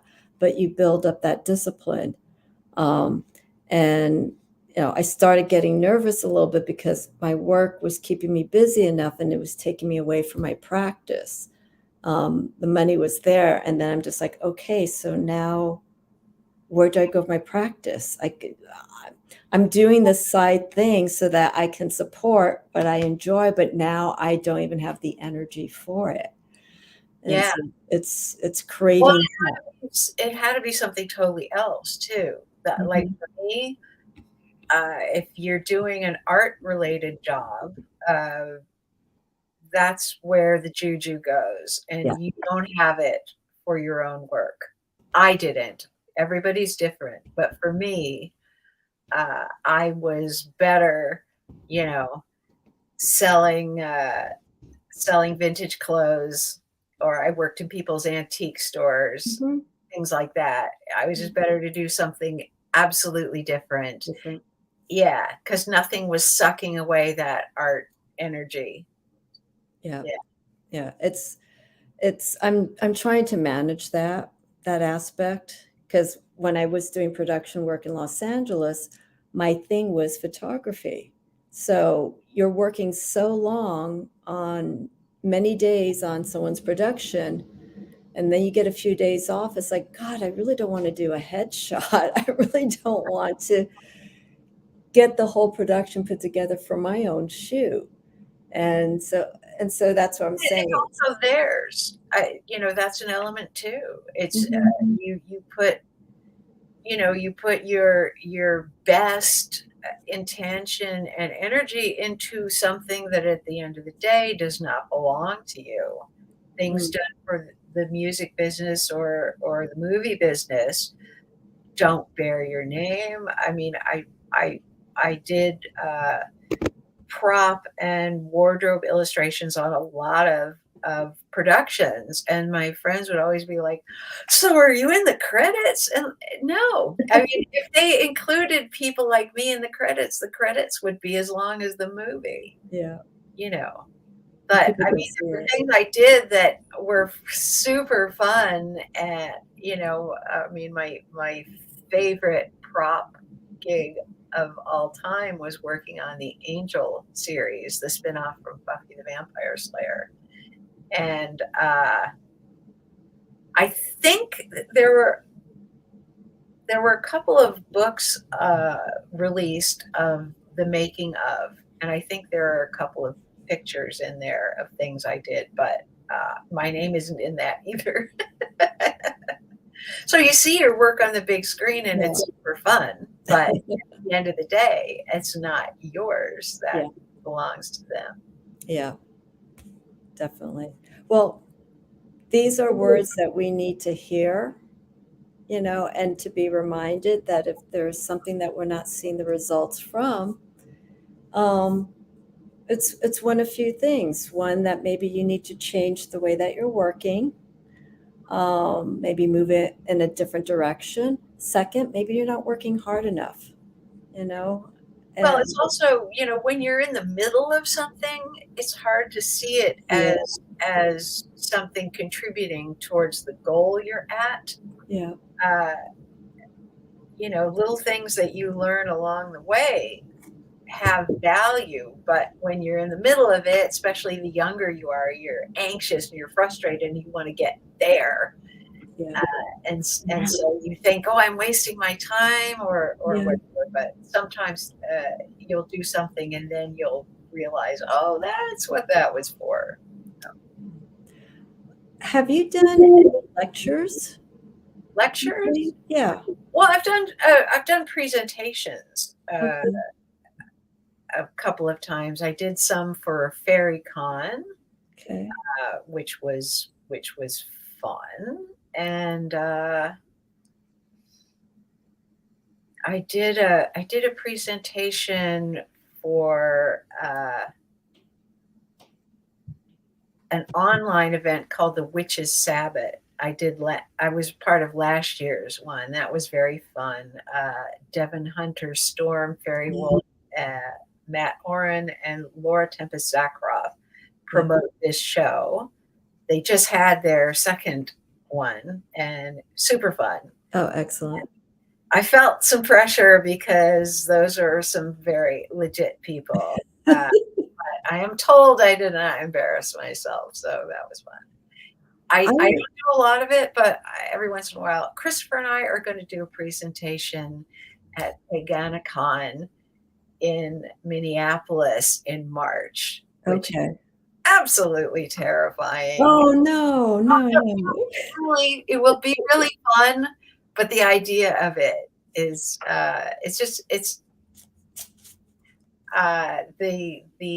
the people at Llewellyn suggested you could go do this, and at first I was like, "What?" But in fact, it will be great. I think it's the only opportunity that he and I will have to do something together, so I gotta go do that. Yeah, of course. I was thinking, about lectures or discussions. Uh, you know, Art Center, Art Center in Pasadena Yeah, in my Los sister went. Angeles. I was For some reason, I was thinking if you've done a discussion or Uh, a lecture at an I'm art school, but I'm not legit enough for that crowd. yes, you are. Yes, you are. Maybe I not. mean, it's okay. I won't push, um, but for someone to have a career like yours, I just started thinking because I remember when I went to art school. Yes, I went to art school. We would get speakers. We would get graphic designers, and we would get painters who started from someplace and now this is where they are, whether they're up and coming or whatnot. And they were always inspiring to hear. Well, I mean, like I said before, don't give up when it's hard. Yeah. number one rule. But I would also say that there is this thing about artists and even more metaphysical artists, that it is somehow makes you less authentic or less cool to be good at business. And that is ridiculous. Hmm. Be professional, learn how business works. Yeah. It doesn't, like I say, it's just a dumb stereotype. Oh, I don't know about all of that stuff. You know, bollocks. Yeah. Like you gotta present yourself a certain way. I remember I had a client, was not a fun gig. I was illustrating shoes for his catalog of all things. And he thanked me for being professional and showing up to meetings with professional looking attire, because some of the other artists that he'd hired looked ratty and paint spattered or whatever. And it just was, it's not necessary. It doesn't make you cooler. Yeah. Just, just find out how business works. You need an invoice form. I mean, Yeah. Show that you know what you're doing. yeah, there is some self-respect to Yeah. do with that. And it is the same if you make wares that you want to show at a craft show or whatever. Be professional, show up with change for a $20 bill, Mhm. show up with a receipt book. I mean, it, like as I say, it does not diminish your status as a creative goddess to Mhm. know about business. Yeah. It helps you succeed, and that's what you want. Yeah. And especially this is the metaphysical spiritual industry. I don't know if that's a good word to put, but it's not like you're working, it's not a corporate job or anything. Well, It's there's also a lot of misguided people that think that if you're doing something that has to do with gods and goddesses, that you shouldn't be earning money from it. yeah. I mean, Yeah. sorry, Yeah. we all got bills too, you know. I mean,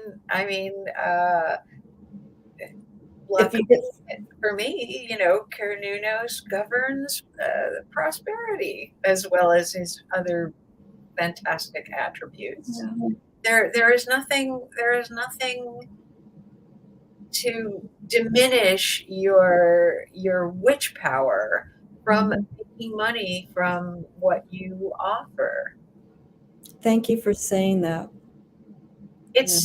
It's so crazy how pervasive that is. Yeah. Even It's more for readers, by the way. yeah. Because at least with me, I have a tangible thing I am selling you.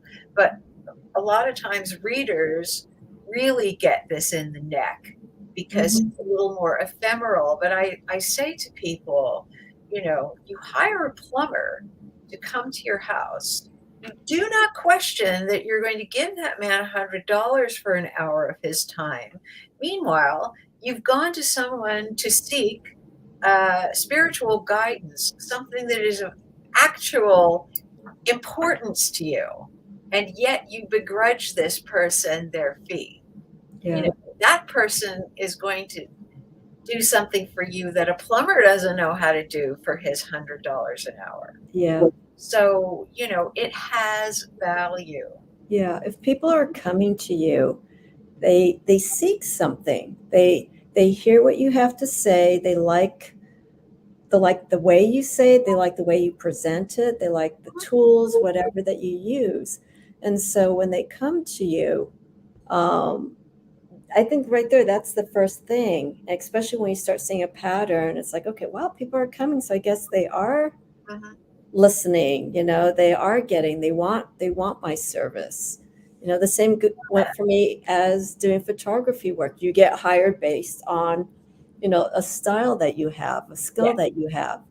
yeah. Some, but You're getting money for your gift, your Mhm. expertise, Yeah. that is being purchased. You have no obligation to give that to people for nothing.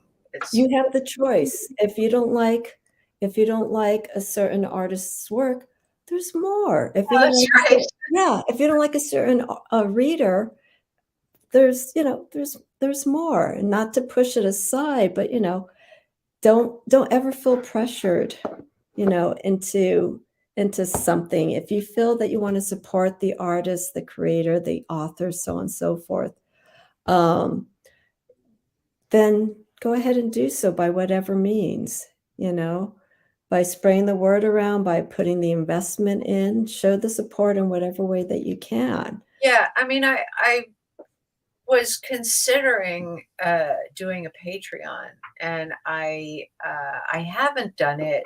It's it's an interesting dilemma for an artist because you have extremes. You have people who feel guilty that they're taking money and feel that they must give their patrons give. Here's a gift, here's a treat, all of this. And then there are the opposite extremes of that. There are people who are like, just give me money because I'm fabulous and you want to support this.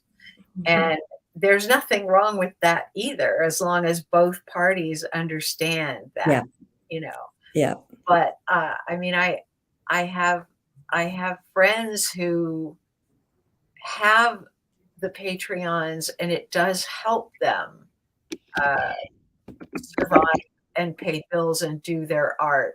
But I have friends that drive themselves crazy, with the stuff that they give them back for it. yeah.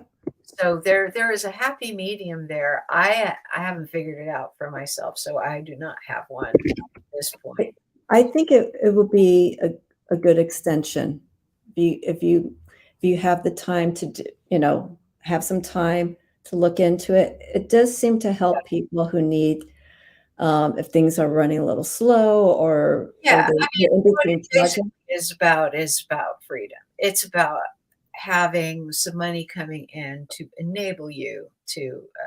I mean, there are people that tie their Patreons to a particular project. Yeah, You can do that. yeah. Help me do this next Oracle deck or whatever. That's a thing Mhm. some people do. Yeah, And then there are other people who just say, I make art, you like my art, here's a writing sample or here's a whatever, but just yeah. help me do this. And there are people who are totally happy to do that. I Mhm. like your art. I want to support your ability to do that art. Yeah, and to continue creating more work. Yeah. I think it's just finding just what direction to put it in. Mhm. If you wanted to sell your work or do you want it to promote, which is both. Um, Also, the interaction when people have Patreon pages, they get the opportunity, if you decide to do this, to speak to you. You can do like a video update for X amount of money, you get to ask me questions for 15 minutes or whatever, which I think is cute. This allows Oh, people. it's so I weird. still think about the time, like, imagine this in the '80s. Oh my god, I could speak to David Bowie, my god, for 15 minutes or anything like that. It gives you that accessibility. Yeah. Not David Bowie. I don't I don't see him as having been the kind of guy that would welcome that. And I mean that as a compliment because there was a guy who really uh followed his muse, and I used to say about David Bowie and artists like Bob Dylan or whatever that Mhm, if you like everything they ever did, you're not paying attention because they mhm. would just go in this direction or that direction to what interested them and without much concern about whether people came with them on that journey. Mm. I'm seeing something here. Yeah, I just post that. Can you see it there, Maxine? Heart and soul and their money. I mean, if they want your gift, they have to pay. Absolutely. Yeah, Absolutely. yeah.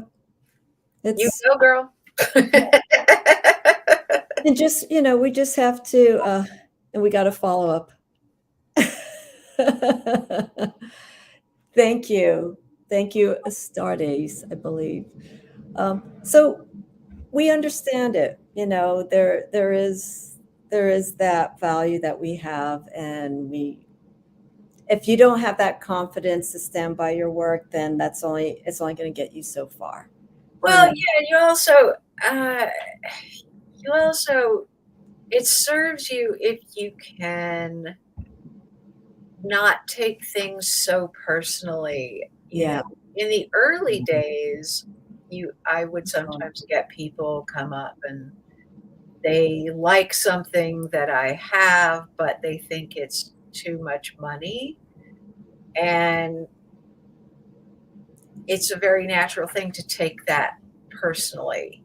You got to be able to just like Let it go. let that roll off you. I Yeah. mean, I'm sorry you feel that way. But you Mhm. don't have to cave in and bargain with people. I made this, it was a lot of effort. This is the price of it. If you find that to be beyond your means, I'm so sorry, but yeah, it is what it is. I think as you're developing and you're putting your work out, when you're starting, yeah, there'll be a little play with the price just to kind of fill things out. But then once you Yeah, start getting I mean, but established, it's a matter of respect. yeah, If I yeah, would often get people, in my earlier career that would be in front of me that desperately would want to purchase something, but they, have limited means. mhm, And, it's within your power to drop the price of something if you can, but you don't have to. You yeah, just have to maintain the respect for your own work. This took talent, it took drive to get it here. It is worth X dollars. And if a person does not feel it's worth X dollars, okay. okay, don't buy it. You know, Or just start saving your money and get back to it. yeah. One of the things that used to be really great about PantheaCon was that you would have people that would save up the whole year to come buy Yeah, the statue yeah, because it meant a lot to them and they wanted to buy it from me, which was, just wonderful. yeah. Yeah. That's why for newts, I avoided buying anything a month before, because it's like I'm gonna be, Right. I'm gonna be doing readings, and I gotta be careful and just see where I need to put money in. And I did good. I didn't overspend. People spent hundreds of dollars, and it's just like, okay. And they're like, that's it. I'll see you guys next year when I come in with another few $100 and start Well, spending more. I really, I enjoy, luckily for me, what I do translates well to prints Yeah. because I like that. As you mentioned, I started out in the card business. I like the production of something where it's not expensive for somebody to get on board, you know, as opposed to making. I mean, I don't really sell originals because I just don't like that some rich guy gets it and nobody else ever gets to see something. I like that you can buy a print for 20 bucks. I Mhm. I liked back when you could buy a Maxine Miller card, a paper moon card that cost, a buck and a half or whatever. Yep. Love that. Yeah. Absolutely love that. Some people don't care, but I like being able to try to, it's more difficult. Like my company makes sterling silver jewelry, and they're heavy pieces. They're heavy quality pieces. They are expensive, but Mhm. we're we reflect the price of silver too. Yeah. We want people to be able to buy them. Yeah. But Would you do commissioned pieces or no? I, No. you can never say no in capital letters, but in general, no. Okay. In general, Okay. no. People approach me with something to do here or there, and if it's interesting to me, you know, Okay. I mean, what does it pay is just one of the factors. Like I say, I'm lucky at this point after having done this for, my entire adult life. I know the bills are pretty much going, touch wood, Yeah. the bills are getting paid, so then I can say no to something that just doesn't sound Right. stimulating. But Yeah. once in a while, somebody comes in the door with something that would actually be interesting to do. I just did a commission for Teethorn Coil for a project of hers that's going to debut in January. Oh, great. Follow Teethorn Coil. Then Is it statuary or no, a it was a piece of artwork for a book cover, and okay. think she's going to possibly make T-shirts or other things. Okay. So, I have a lot of respect. I have a lot of respect for them. Sorry, I forgot my pronouns. Oh, I good. have a lot of respect for them, and it was something that was, in my wheelhouse and that was fun to do. So, Okay. so I said yes, but I more normally say no. So you hear it right there, okay? For those who are interested in Maxine's work and maybe bringing her on, it's possible, but it has to be worth the time and the idea and whatnot. And always ask. Always ask. I agree. Always ask. Worst that can happen is they say no, and then that's it. It's harder when you're young because I know when I was, young, it's like, oh, I'm scared to ask because what happens if they say no? And you're just thinking about the consequences of how you're feeling when that possible answer comes, and you just get so wound up in it. And if they say yes, then you're freaking out as well because it's like, oh my God, they said yes. I mean, I say no with kindness. There's no reason to be a jerk about these things. Kindness is so lacking in society right now. You know, People are always welcome to ask. It's more likely going to be a no, but I appreciate Yeah. the interest genuinely. And at least you get the feedback as to why, instead of no and never hearing from the person Yeah, regarding why. yeah. There's no ghosting involved in that. um, Maxine, thank you so much. I want you to hang on until we end. Okay. Um, thank you so much for taking this time out. This has been an extension of our conversation that we had a few weeks ago. Just to let you know, when Maxine and I met at Newt's, but I knew of her work many, many decades before, not many, many, but a few decades before. But when we finally talked, there was so much that I felt like I wanted to catch up with her. We spoke for about 3 hours. And so we're 1 hour shy in this conversation in this live of almost making it three. So I wanna stop it right here to honor her time and everyone else's. Please, I'm gonna put in her website again so that people can see Maxine Miller Studios.